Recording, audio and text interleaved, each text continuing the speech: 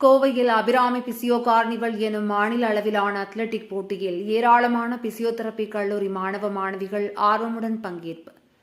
கோவையில் பிசியோதெரபி துறை சார்ந்த கல்லூரிகளுக்கிடையேயான மாநில அளவிலான அத்லெட்டிக் விளையாட்டுப் போட்டிகள் அபிராமி பிசியோதெரபி கார்னிவல் 2024 எனும் தலைப்பில் நடைபெற்றது.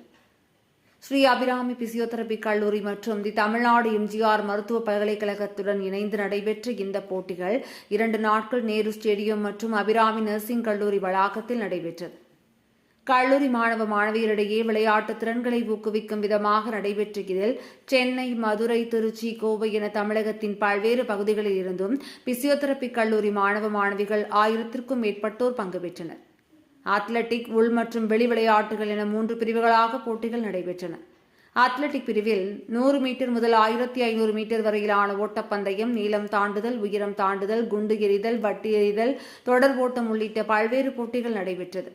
உள் விளையாட்டு அரங்கில் கேரம், செஸ் போன்ற விளையாட்டுகளும், வெளி விளையாட்டு மைதானத்தில் கொக்கோ, கபடி, கைப்பந்து, கால்பந்து மற்றும் பூப்பந்து ஆகிய போட்டிகள் நடைபெற்றன. தொடர்ந்து வெற்றி பெற்ற அணிகள் மற்றும் வீராங்கனைகளுக்கு பரிசு வழங்கும் விழா ஈச்சனாரி பகுதியில் உள்ள தனியார் மண்டப அரங்கில் நடைபெற்றது.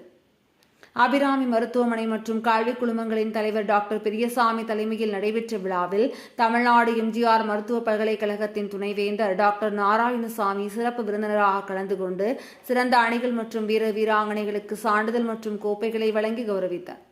இதில் ஒட்டுமொத்த சாம்பியன்ஷிப் கோப்பையை நந்தா பிசியோதெரபி கல்லூரி மாணவ மாணவிகள் தட்டிச் சென்றனர்.